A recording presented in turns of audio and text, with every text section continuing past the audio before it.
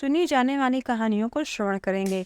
यह परम पावन कहानियों को श्रवण करने मात्र से भगवान श्री हरि विष्णु और माँ लक्ष्मी की कृपा प्राप्त होती है। तो आइए एक बार प्रेम से भगवान श्री हरि विष्णु के चरणों को प्रणाम करते हुए एवं उनके परम पावन स्वरूप का ध्यान करते हुए आज की ये परम पावन कथाओं को श्रवण करते हैं। एक बूढ़ा ब्राह्मण था। वह प्रतिदिन पीपल के वृक्ष को जल से सींचता था। पीपल में से हर दिन एक लड़की निकलती और कहती, हे पिताजी, मैं आपके साथ चलूंगी। यह सुनते सुनते बूढ़ा दिन और दिन कमजोर होता जा रहा था। एक दिन बुढ़िया ने पूछा कि क्या बात है? बूढ़ा बोला, कुछ नहीं। बूढ़ी बोली, कोई बात नहीं, जो भी बात है सच सच बताओ। यह सुनकर बूढ़ा बोला कि प्रतिदिन पीपल के वृक्ष से एक लड़की निकलती है और कहती है कि ये पिताजी, मैं आपके साथ चलूंगी। बुढ़िया बोली, कोई बात नहीं, कल आप उसे घर लेकर आना। जैसे हमारे पहले से 6 लड़कियां हैं, वैसे एक 7वीं लड़की भी आ जाएगी। यह सुनकर बूढ़ा अत्यंत खुश हुआ और अगले दिन उस लड़की को घर लेकर आया। घर लाने के बाद बूढ़ा आटा मांगने गया तो उसे पहले दिन की अपेक्षा आज बहुत ही अधिक आटा मिला था। और वो जब वह अन्य स्थानों पर भिक्षा लेने के लिए गया तो उसे बहुत ज़्यादा और अधिक सामान मिला। यह देखकर बूढ़ा थोड़ा तो प्रसन्न हुआ और उसने उसे उस कन्या के भाग्य का समझा और घर लाकर वह आटा अपनी बुढ़िया को दे दिया। जब बुढ़िया वह आटा छानने लगी तो लड़की ने कहा कि हे माँ, लाओ आज आटा मैं छान देती हूँ। यह सुनकर बुढ़िया ने कहा, ठीक है बेटी, जैसे तुम्हारी इच्छा, लो छान दो। यह कहकर बुढ़िया ने उस लड़की को आटा दे दिया। जब बुढ़िया वह लड़की आटा छानने लगी तो आटा छानते छानते पूरी बारात भर गई। उसके बाद जब उसकी माँ खाना बनाने जाने लगी तो वह लड़की बोली, हे माँ, आज रसोई मैं बनाऊंगी। तो बुढ़िया बोली कि नहीं बेटा, अभी तुम छोटी हो, तुम्हारे हाथ जल जाएंगे, इसलिए तुम मत जाओ। परंतु वह लड़की बोली, नहीं माँ, रसोई तो मैं ही बनाऊंगी, और जिद करने लगी। तब बुढ़िया ने कहा, ठीक है, तुम्हारी इतनी इच्छा है तो जाओ। वह लड़की रसोई में गई और खाना बनाते समय उसने 36 तरह के व्यंजन बना डाले और सबने भरपेट खाया। इससे पहले तो उनके घर में वह लोग आधा पेट ही खाते थे। आज पहली बार ऐसा हुआ कि उन्होंने भरपेट खाना खाया। रात हुई तो बुढ़िया का भाई आया और कहने लगा कि ये दीदी, मैं तो तुम्हारे यहाँ ही खाना खाऊंगा। अब तो बुढ़िया परेशान हो गई कि अब खाना कहाँ से आएगा। लड़के ने पूछा कि हे माँ, क्या बात है, आप इतनी लेट परेशान क्यों हो रही हैं? उसने कहा कि हे बेटी, आज तुम्हारा मामा आया है और वह कह रहा है कि वो भी यही भोजन करेगा, परंतु आज तो सबने भरपेट खाना खा लिया है, अब कहाँ से खाना आएगा? यह बुढ़िया की बातों को सुनकर वह लड़की बोली, हे माँ, आप चिंता मत करो, मामा के लिए रसोई मैं बनाऊंगी। और वह रसोई में गई और मामा के लिए 36 व्यंजन बना दिए। मामा ने भरपेट खाया और कहा, इसके पहले इतना सुंदर भोजन मैंने आज तक नहीं किया। तो बुढ़िया ने कहा कि भाई, यह तेरी पावनी भांजी है, उसी ने यह भोजन बनाया है। शाम हुई तो लड़की बोली कि माँ, चौका लगा के चौके का दिया जला देना, कोठे में मैं सोऊंगी। बुढ़िया बोली कि बेटा, तो ये कोठे पर डर जाएगी। लेकिन वह बोली, हे माँ, मैं न डरूंगी, मैं अंदर कोठे में ही सोऊंगी। वह कोठे में ही जाकर सो गई। आधी रात को लड़की उठी और चारों ओर उसने अपनी नजर घुमाई तो धन का भंडार भर गया। वह बाहर जाने लगी तो बूढ़ा ब्राह्मण सो रहा था। उसने उसे देखा और कहा, हे बेटी, तू कहाँ जा रही है? लड़की बोली कि मैं तो तुम्हारी दरिद्रता दूर करने आई थी, अगर तुम्हें दरिद्रता दूर करवानी है तो करवा लो। उसने बूढ़े के घर में भी चारों ओर देखा तो वहां भी धन ही धन हो गया। सुबह सवेरे सब उठे तो लड़की को न पाकर उसे ढूंढने लगे और कहा कि मेरी पावनी बेटी कहाँ चली गई? बूढ़ा ब्राह्मण बोला कि वह तो साक्षात माँ लक्ष्मी थी, वो आज मेरे घर की दरिद्रता दूर करके चली गई। हे माँ लक्ष्मी, जैसे आपने बूढ़े के घर की दरिद्रता दूर की, वैसे ही आप सबके घर की दरिद्रता दूर करना, सबके घर के भंडार भरना। एक बार प्रेम से बोलिए, माँ लक्ष्मी की जय। प्राचीन काल में एक साहूकार के एक लड़के थे। वह एक साहूकार था, परंतु किसी कारणवश वह गरीब हो गया था। उसकी एक कन्या थी जो प्रतिदिन पीपल के पेड़ को सींचती। एक बार उसने देखा कि पीपल के वृक्ष में के नीचे एक छोटी कन्या है जो खेल रही है। वहां से बाहर निकलकर उसने उस लड़की से कहा कि मुझे अपनी सखी बना लो, तुम मेरी सखी बन जाओ। यह सुनकर उस लड़की ने कहा कि पहले मैं अपने पिताजी से पूछूंगी, तभी मैं तुम्हें अपनी सखी बनाऊंगी। यह सुनकर उस लड़की ने कहा ठीक है, जाओ तुम अपने पिता से पूछ लो। वह घर आई और अपने पिता से बोली कि ये पिताजी, एक पीपल के पेड़ के नीचे एक लड़की रहती है, वह मुझे कहती है कि तुम मुझे अपनी सखी बना लो। यह सुनकर उनके माता पिता ने कहा कि ठीक है, उस छोटे से लड़की को तुम अपनी सखी बना लो। यह सुनकर वह लड़की बहुत ही खुश हुई और दूसरे दिन जाकर उस लड़की से कहा ठीक है, आप मेरी सखी बन जाओ। उस दिन से वह दोनों सखी बन गई और पीपल की वृक्ष के नीचे वह जाके पूजा करती और दोनों साथ में खेलती थी। एक दिन माँ महालक्ष्मी ने बड़े ही प्रेम से उस लड़की से कहा कि ये सखी, आज तुम मेरे घर भोजन करने आना। यह सुनकर उस लड़की ने कहा कि ठीक है, मैं आऊंगी। दूसरे दिन माँ महालक्ष्मी ने उस लड़की को भोजन कराने के लिए अपने घर में बुलाया। माँ महालक्ष्मी ने उसे सोने चांदी के बर्तनों में खाना खिलाया। एक बहुमूल्य हीरे जड़ित चौकी पर उसे बिठाया और बहुमूल्य दिव्य दुशाला उसे ओढ़ने के लिए दिया। यह सब देखकर वह लड़की अत्यंत प्रसन्न हुई और उसके मन में आश्चर्य भी हुआ, इस लड़की के पास इतना धन कहाँ से है। और वो अपने घर आई, सारी बातें अपने माँ बाप को बताई और जब उसके माँ बाप ने यह सुना तो उनके आश्चर्य एवं खुशी का दोनों का ठिकाना न रहा, परंतु वो भी गरीब थे, क्या ही कर सकते थे। दूसरे दिन जब लड़की वापस पीपल के वृक्ष में जल चढ़ाने गई तब वो लड़की ने उससे कहा कि हे सखी, मैं कल तुम्हारे यहाँ भोजन करने के लिए आऊँगी। लड़की ने कहा ठीक है, तुम मेरे घर में भोजन करने के लिए जरूर आना। लड़की ने घर जाकर अपने माता पिता से सारी बात कही। यह सुनकर उसके साहूकार और उसकी पत्नी बहुत ही प्रसन्न हुए, लेकिन लड़की उदास हो गई। लड़की का उदास चेहरा देखकर उसके माता पिता ने कारण पूछा तो उसने अपने पिता से कहा कि ये पिताश्री, मेरी सखी का बहुत बड़ा वैभव है, मैं उन्हें कैसे संतुष्ट करूंगी, उन्हें क्या खिलाऊंगी, क्या पिलाऊंगी और कहाँ बैठाऊंगी। तब उसके पिता ने कहा कि ये बेटी, अपने घर को गाय के गोबर से लीप कर अच्छा बना लो और जो तुम्हारे घर में है रूखा सूखा वही श्रद्धा और प्रेम से खिला देना। यह बात पिता कह भी नहीं पाया था कि सहसा एक चील मंडराती हुई आई और रानी का 9 लखा हार वहीं पे गिरा दिया। यह देखकर साहूकार की लड़की बहुत ही प्रसन्न हो गई। उसने उस हार को थाल में रखकर बहुत बढ़िया कहकर दुसाले से ढककर रख दिया। तब तक वह सखी यानी माँ महालक्ष्मी भगवान श्री गणेश के साथ वहाँ भोजन के लिए आई। लड़की ने उन्हें सोने की चौकी पर बैठने को कहा। तब माँ ने कहा कि बहुत अच्छी, पर तुम्हारे पास इतनी अच्छी सोने की चौकी कहाँ से आई। तब उस लड़के ने कहा कि हे माँ, यह सब आपका ही प्रसाद है और आपका ही दिया हुआ है। यह सुनकर माँ महालक्ष्मी बहुत ही प्रसन्न हुई और माँ महालक्ष्मी भगवान श्री गणेश के साथ वो वहाँ उस साहूकार के यहाँ चौकी में बैठी। वहाँ माँ के जाने से साहूकार का घर सुख और वैभव से भर गया।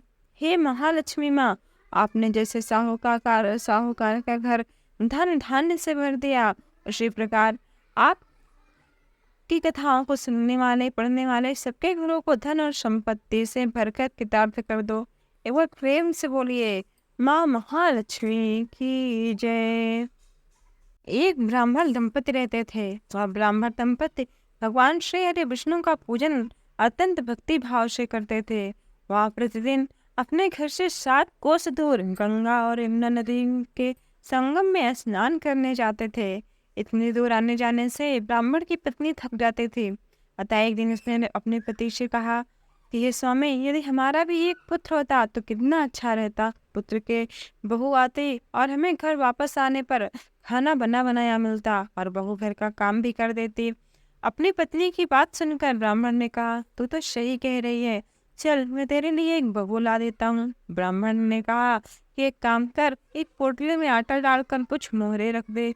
ब्राह्मण के कहे अनुसार उसने पोटली बांध कर दे दी। पोटली पर ब्राह्मण की पत्नी ने कुछ सोने की मोहरे डाल दी। वह पोटली लेकर ब्राह्मण चल दिया।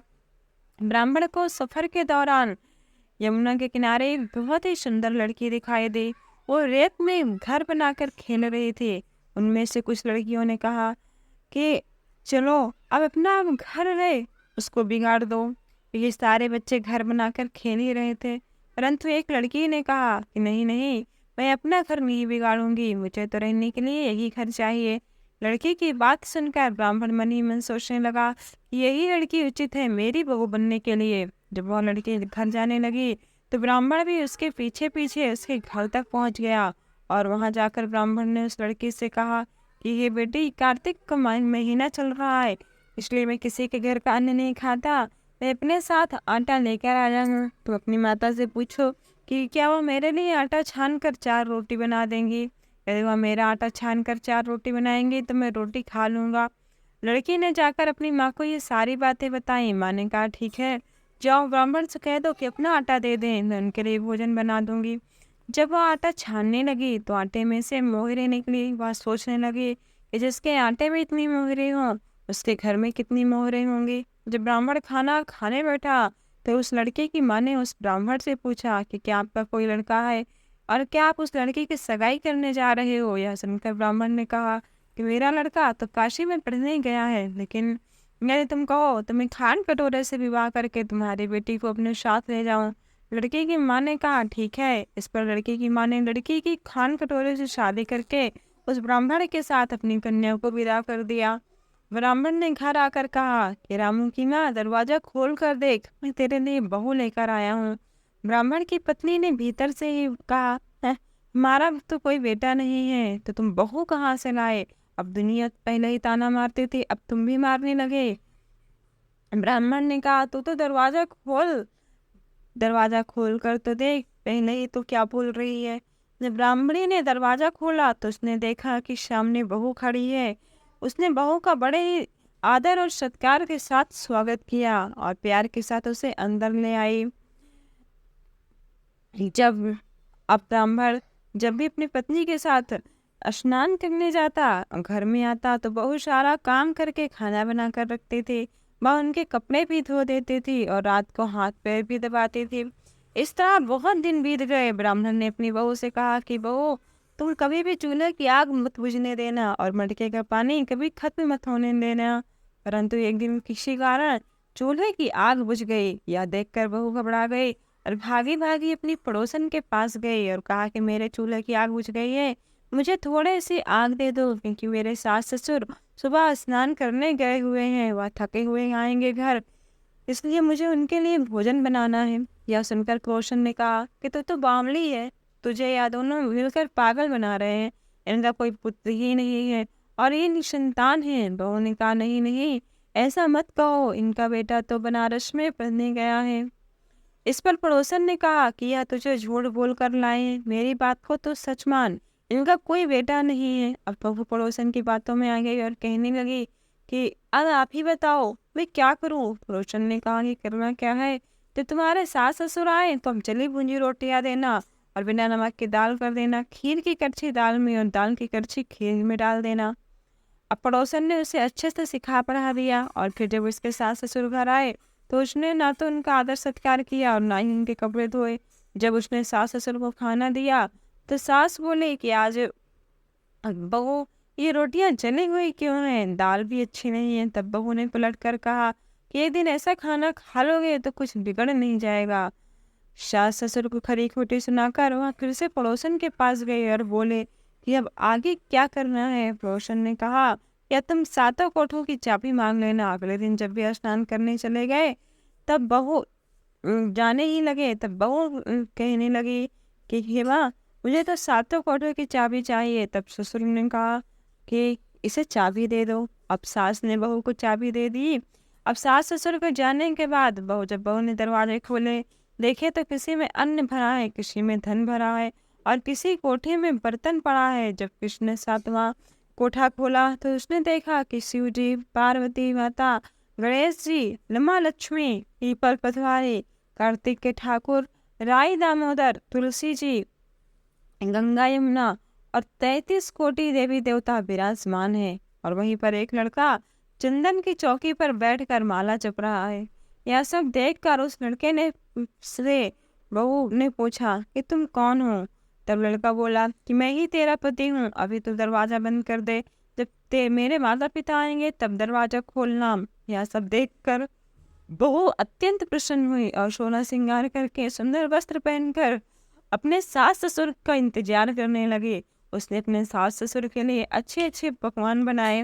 जब उसके सास ससुर घर आए तो उसने बड़े ही आदर के साथ उनका सत्कार किया, प्रेम पूर्वक खाना खिलाया और हाथ पर दबाने लगी। बहू पैर दबाते दबाते बहू ने कहा कि देमा, आप इतनी दूर गंगा और यमुना स्नान करने के लिए जाती हो तो आप थक जाती हो, इसलिए आप घर पर ही स्नान क्यों नहीं करती हो।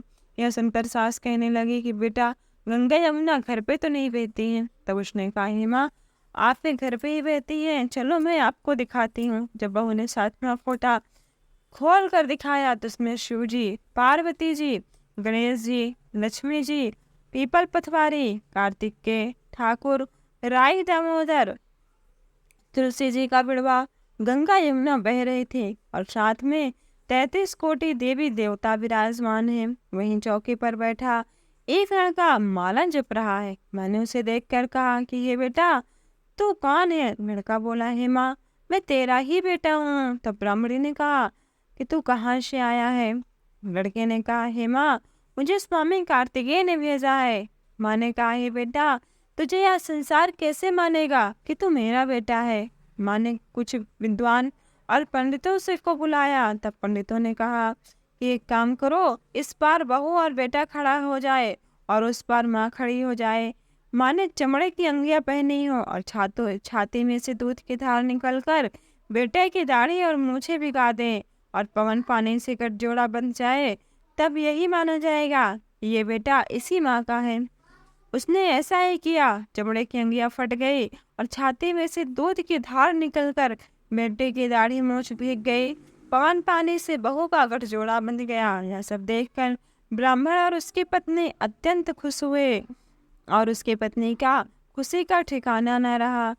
हे कार्तिकेय भगवान, हे कार्तिक महाराज, हे राई दामोदर, आपने जैसे ब्राह्मण और ब्राह्मणी को दिया वैसे ही आपको देना। आपकी यह कथा जो भी पढ़े अथवा जो भी सुने उसकी सभी मनोकामनाओं को पूर्ण करना। एक बार प्रेम से बोलिए भगवान कार्तिकेय की जय, भगवान श्री हरे विष्णु की जय, माँ लक्ष्मी की जय। एक समय की बात है, किसी नगर में लपसी और तपसी नामक दो मित्र रहते थे। लपसी सवा शेर लपसी रोज बनाता और उसे भगवान श्री हरि विष्णु के भोग लगाता और वो भोग लगा कर वह खा लेता था। परंतु जो तपसी था वह हमेशा भगवान की तपस्या में लीन रहता था। वह प्रतिदिन जब तक भगवान की तपस्या नहीं करता था पानी भी नहीं पीता था। एक दिन किसी कारणवश दोनों में लड़ाई हो गई। तपसी का कहना था कि मैं बड़ा हूँ और लपसी बोला मैं बड़ा हूँ। दोनों लड़ ही रहे थे, इतने में वहाँ नारद जी आ गए। नारद जी ने कहा कि आप दोनों क्यों लड़ रहे हो। तब उन दोनों ने अपनी अपनी लड़ाई की वजह बताई। दोनों ने नारद जी से कहा कि हे ऋषिवर, अब आप ही कृपा करके बताइए कि हम में से कौन बड़ा है। नारद जी बोले, ठीक है, अभी तो मैं जल्दी में हूँ, परंतु तुम्हें बाद में अवश्य बताऊंगा कि तुम दोनों में से कौन श्रेष्ठ है। इतना कहकर नारद जी चले गए। दूसरे दिन जब नारद जी आए तो उन्होंने एक कीमती अंगूठी उन दोनों के आगे रख दी। तपसी ने तुरंत ही अंगूठी अपने घुटने के नीचे छिपा ली और सोचने लगा कि अब मुझे खूब धन मिलेगा, जिससे मैं यज्ञ करूंगा और अपने आप ही बड़ा हो जाऊंगा। लपसी ने जब अंगूठी देखी तो वह सोचने लगा कि इसे अगर मैं अपने पास रखूंगा तो कोई भी आकर मेरी गर्दन काट देगा। ऐसा सोचकर लपसी ने वो अंगूठी फेंक दी। फिर नारद जी ने तपसी से पूछा कि तेरे घुटने के नीचे क्या है। तपसी ने अपना घुटना उठाया तो वहाँ अंगूठी निकली। तब नारद जी ने कहा कि इतना भजन भाव करने के बाद भी तुम्हारे मन से लालच नहीं गया, इसलिए तुमसे बड़ा लपसी ही है, क्योंकि वह अब भी तुम्हारे तपस्या में रहते हुए भी तुमने लालच नहीं छोड़ा, परंतु लपसी का ही भोजन करता है, उसने अंगूठी नहीं लिया।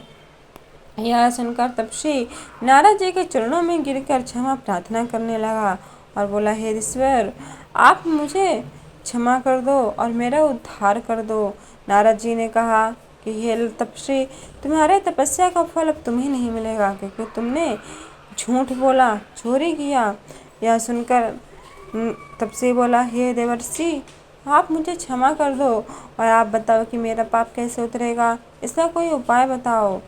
तब नारद जी ने कहा कि कार्तिक महीने में जो स्त्रियां कार्तिक का व्रत रखेंगी, अगर वो तुझे अपना पुण्य देंगी तब तेरा पाप उतर आएगा। तपसी ने कहा कि कोई स्त्री मुझे अपनी तपस्या का फल क्यों देगी। तब नारद जी ने कहा कि अगर कोई गाय और कुत्ते की रोटी नहीं बनाएगा तो फल तुझे मिलेगा। अगर कोई व्रत किसी ब्राह्मण को भोजन कराकर बिना दक्षिणा के ही उसको विदा कर देता तो तुझे उसका फल मिलेगा। यदि कोई साड़ी के साथ ब्लाउज नहीं देगा तो उसका फल तुझे मिलेगा। यदि कोई व्यक्ति दीपक से दीपक लगाएगा तो भी फल तुझे मिलेगा। अगर कोई तुम्हारी कहानी को नहीं सुनेगा और संपूर्ण कथाओं को सुन लेगा तो भी उसका फल तुम्हें ही प्राप्त होगा। कहते हैं कुछ दिन से हर व्रत कथा के साथ लपसी और तपसी की कहानी सुनना और पढ़ना अनिवार्य हो गया है। जो भी मनुष्य लपसी और तपसी की कथा को नहीं करता उसे अपनी तपस्या का पूरा फल प्राप्त नहीं होता, क्योंकि उसका पुण्य का भाग तपसी के खाते में चला जाता है।